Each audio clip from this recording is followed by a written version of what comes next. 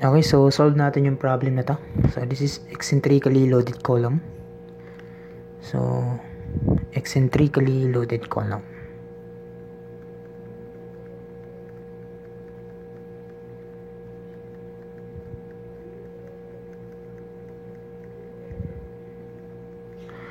Okay, so meron tayo ditong 600 by 350 mm na concrete column, reinforced with 6 na tag 28 mm diameter bar.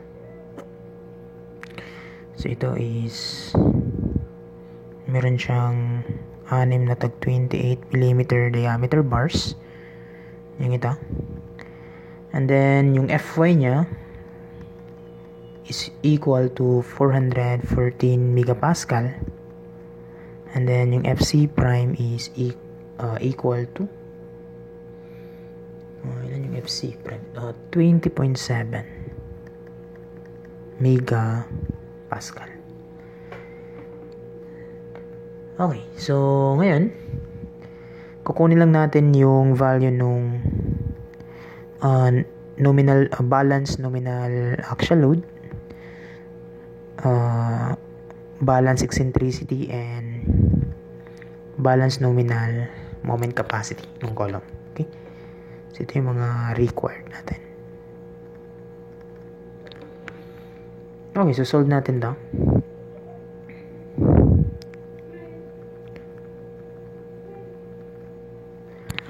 So bali dito, draw ko muna yung figure.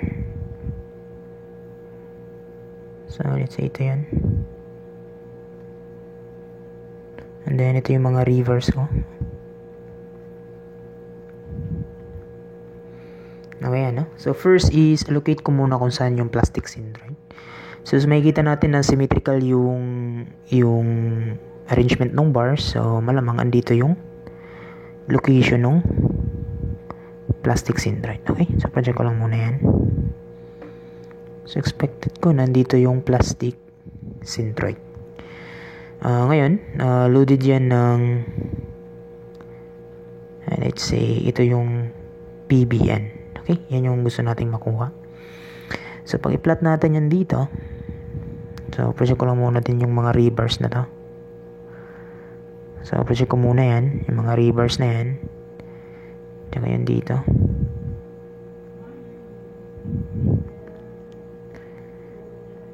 Okay, so teka lang, parang hindi maganda yung figure. Teka lang, ha?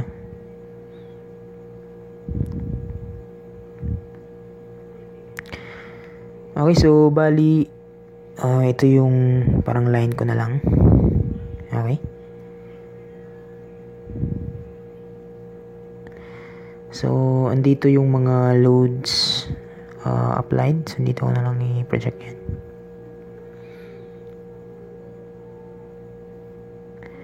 Okay, so meron tayo ditong force PN, PBN, and then let's say dito is ito yung tensile load, no, caused by these 3 tension bars. Assume ko na lang na ito yung compression block.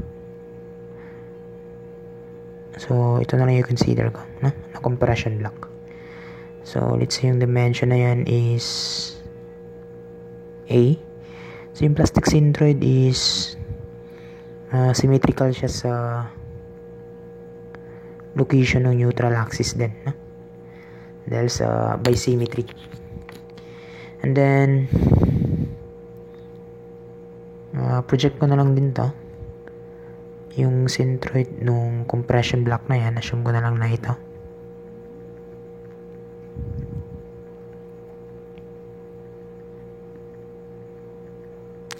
So bali dito meron akong force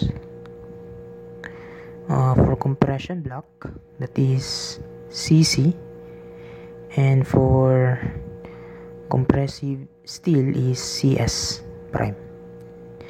So next kung gagawin is yung mga moment arm niya or yung mga labor arm niya, no? So since dito yung plastic centroid, so expected na ito yung i-balance, no? So dito yung location ng plastic centroid. So yung distance na to, that is my E balance, no? Kasi balance na eh. So, E balance. And then, assume ko na lang na yung location ng force na yan is at distance X. Okay, and then dito, yung moment arm na to, for CC, that is D minus A divided by 2. Diba? That is D minus kalahati nung A divided by 2. Kasi alam natin ito, yung distance na to patungo dito is D. Okay? So, klaro yan, no? And then, so, ibig sabihin yung ito, yung distance na to, from here dito sa CS prime, yung makikita mo dyan, tungo dito, that is D minus D prime, no? Kasi itong distance na to, yung ito siya, that is D prime. Diba? So, klaro tayo dyan. Huh?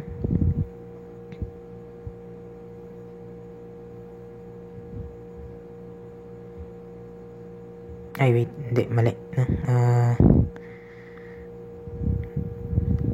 Dito yan. Sorry for that. Dito yan sa concrete. Ayusin ko lang.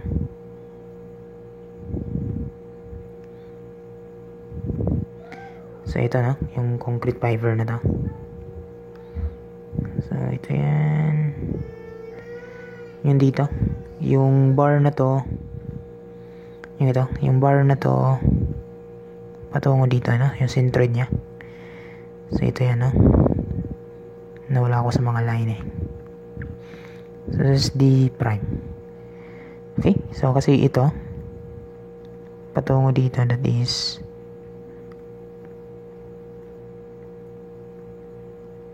D. Okay? So, I hope klaro tayo dyan. Next is gawa tayo ng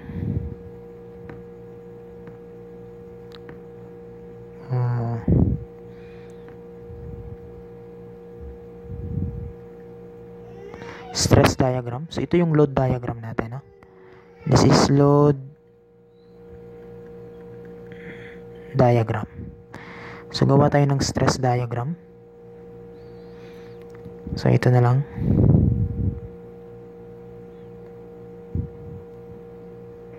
Ayan.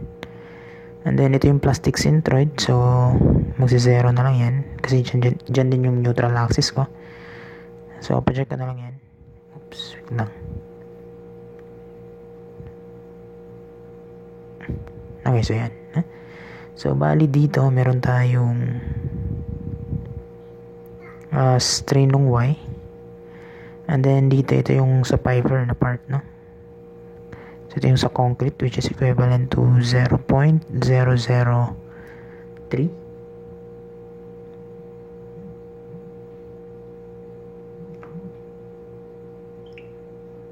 And then, yung dito na part, yung ito yung sa compressive steel, no? So, ito naman yung sa concrete, yung dito na part. Diba? So, yung klaro tayo dyan. So, I think okay na ako dito, no? So, kumpitin ko na lang muna yung ilagay ko din lang muna yung mga value dito, no? So, ibig sabihin, this one is at distance C, no? Yung distance C. And then,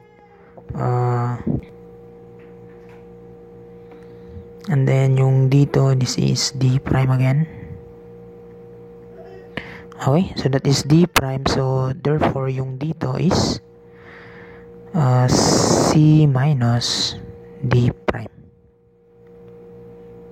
Using ko lang. So, bali ito is C. And this one is C minus D prime. So, ibig sabihin yung ito is D minus C. Okay, so meron na tayong ganitong figure, no? So, ito na yung strain diagram natin. Strain diagram. So, pwede na natin i-solve yung problem, no? Kasi na-draw out na natin yung figure, no? So, considering yung strain diagram, so kunin ko muna yung value ng strain ng Y, that is Fy, all over yung area ng steel, elastic modulus ng steel. So, this is 414 out of 200,000.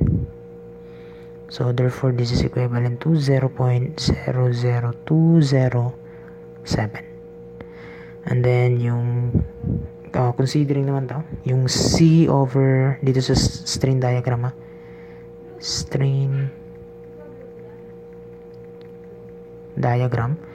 So, yung C over strain ng steel is equivalent nung D all over strain ng steel plus strain ng Y. So, dito yan makikita na yung ito. So, ipoproject ko to. Okay, ipoproject ko yan. So, ibig sabihin yung dimension na to. Diba? Yung dimension na to is also equivalent to strain in Y. So, considering yung triangle na to, yung ito. Diba? We have C, no? Ito yung C, no? So, ito yung C. And then, over EC. So, ito yung triangle na kinonsider. And then, considering naman yung parang ratio and proportion lang, no? So, ito naman yung D. Diba? Yan. D yan, no? All over yung EY and EC. So, yan. So, ratio and proportion ng triangle na to. Yung shaded na yan, no? So, I hope klaro tayo dyan. So, bali ngayon, subset ko na lang yung values. So, I have C over 0.003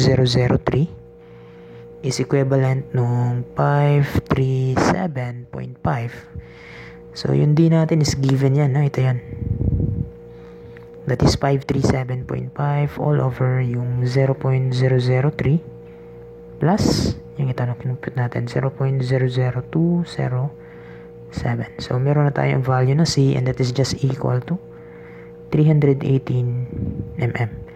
So, masolve na natin yung A, that is beta. So, since yung FC prime natin is less than siya ng 28 megapascal, so that is for 2010 or 2015. So, ibig sabihin, yung beta natin is just 0.85. Or yung FC prime natin is less than 30 megapascal. So, for 2001, so, ibig sabihin, yung beta natin is 0.85. So, yung A natin is beta 1C. So, we have 0.85 nung C natin na 318. So, yung value ng A natin is 270 mm. So, okay na ako sa A and C. So, pwede na ako mag-proceed dito sa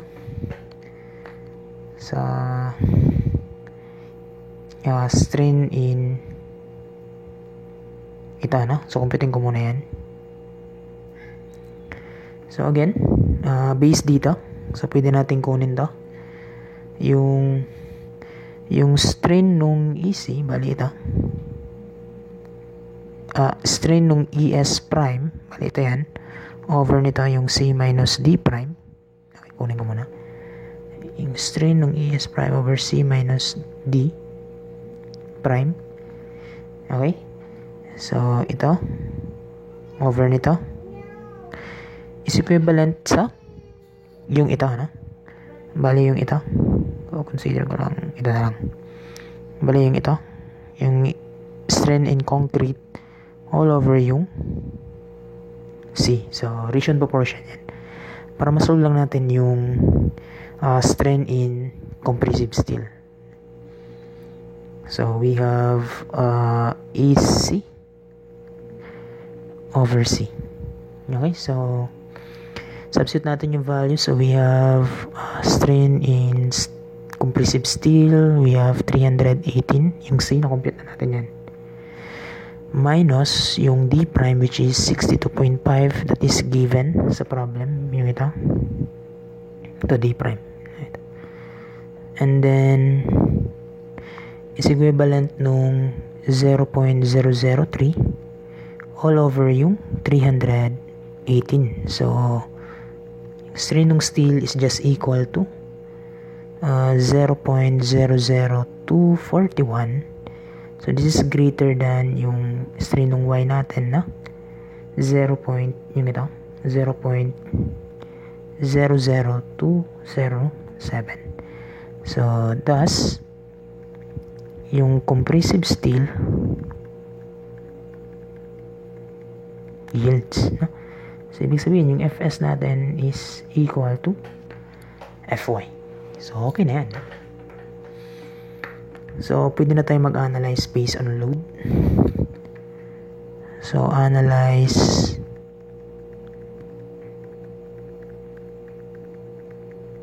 forces. Okay, so kunin ko muna yung mga value for area ng concrete tsaka area ng steel dito sa compression part. So meron akong tatlong tag pi over 4 28 squared. So this is equivalent to 1847 square mm. So the same lang yan sila, no? Kasi symmetrical eh. Dito sa compression side is tatlo rin. So meron akong tatlong tag pi over 4 28 squared, and that is just also equivalent to 1847 square mm. So masolve na natin yung tensile force. So that is Fy ES. So we have 414 times 1847. So expected ito naka-Newton. So divide ko na lang ng 10 to the power of 3 para yung sagot ko automatic in kilonewton. So we have 764.66 kilonewton. Next, yung CC.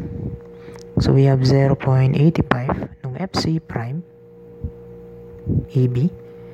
So thus we have 0.85.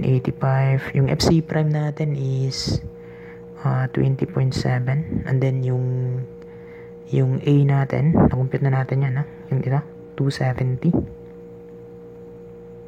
and then yung B natin is ito yan, ito yung B natin 350. So we have 350. So divide ko na lang to ng 10 to the power of 3 para yung sagot ko automatic in kilonewton. So this is equivalent to 1662.73 kilonewton. Ngayon yung CS prime naman. So okay na ako dito, okay na ako dito, okay na ako dito. Ito na yung kulang. So CS prime is so considering yung concrete. So consider concrete holes. So kung babalikan nyo yung plastic centroid na topic, di ba? Kung i-consider mo yung concrete holes, so magdeduct ka lang ng 0.85 ng FC prime. So pag hindi mo siya i-consider, so tanggalin mo lang. Pero mostly pag nag-a-analyze tayo ng column is kino-consider natin yung concrete displace, no? So meron tayong ganito, di ba? Kasi bakal yan eh, di ba? Parang nagbuhos ka ng bakal, and then for example, dapat siya parang konkreto. Yung kaso, nilagyan mo ng bakal kaya parang may concrete holes. So, i-deduct mo na lang yung 0.85 kasi wala mang concrete dun, no? Yung sa hole na yan. Kasi yung nilagay natin dun is bakal. So, ganun yung ibig niya sabihin. So, since yung Fs natin dito, sinabi dito, yung compressive steel yields, so ibig sabihin, pwede nating gamitin yung Fy minus 0.85 nung FC prime area ng steel. Ganyan. So, okay. So, substitute natin yung value. So, therefore, we have 414 minus 0.85 times 20.7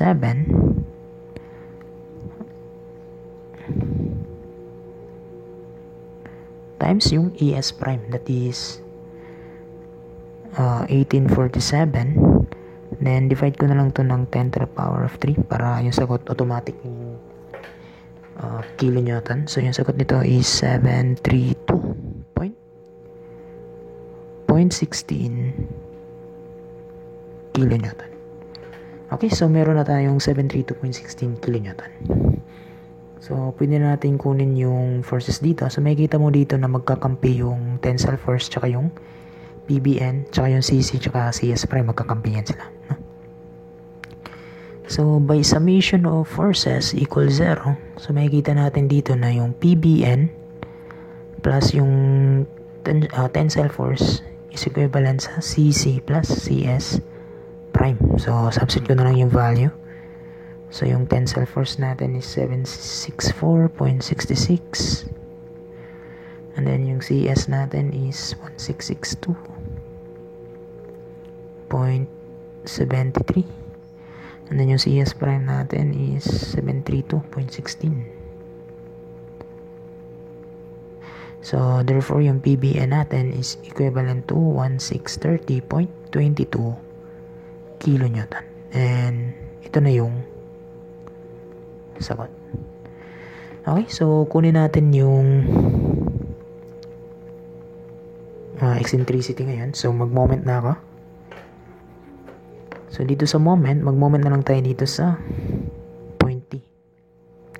So makikita mo dito na yung PBN and then yung moment arm niya. Diba? Yung PBN, yung moment arm niya is yung X. So gawin ko na lang positive yung ganitong ikot. And then yung CC is deduct na, no? So CC and then yung moment arm niya, makikita mo yan, ito yan. And then yung CS, yung moment arm niya is ito. Okay? So therefore, that is just PBN times ng moment arm niya na X minus yung CS prime, D minus D prime, and then yung CC. So pag master mo na to is mamemorize mo na din yung formula. Okay? So ngayon, kasi mostly kasi dito sa concrete, lalo na sa eccentrically tsaka biaxial, is ganito lagi yung tawag yan, ma-consider mo or maagihanin mo ba, yung ni perme, yung dagway. So karon ato siya i-substitute ang value. So we have 30.22. So masolve na to ang value sa x ani karon. We have CS prime 732.16 times 537.5 minus 62.5 minus ang CC, which is 1662.73 times 537.5 minus ang A na 270 divided by 2. 270 divided by 2 equals 0. So masolve na nato ang value sa x, and that is 624 mm. Okay, so balik to diri So consider nimo ni siya nga distance na. Kumputon sa lang ako ni pila ni. Kaning PC pa dalong diri. So assume ko na lang na Z.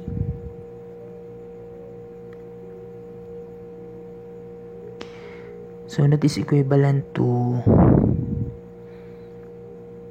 natin 6. Okay, so bali kani siya is assume ko na lang na Z. So makita natin din na ang Z is just equal to overall na length na 600. So natin 600 minus kani siya na duha ka D prime, record D prime 62.5 divided by 2. Okay, so ang imo nakuha is kanina siya. So katunga niya, so mo na to ang Z, di ba? So that is just equal to pila na siya.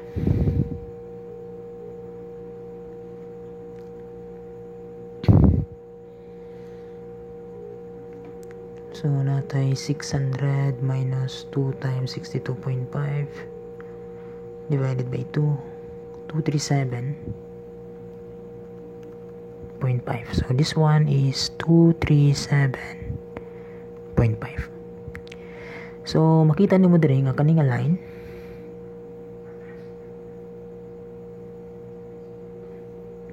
Di ba? Kaning line niya x is equivalent sa kaning line which is ang z plus kaning db. So, therefore, x is equivalent to z plus ab. So, ang x natin is 624 and z nato is 237.5 plus EB. So, masolve na nato ang value sa EB.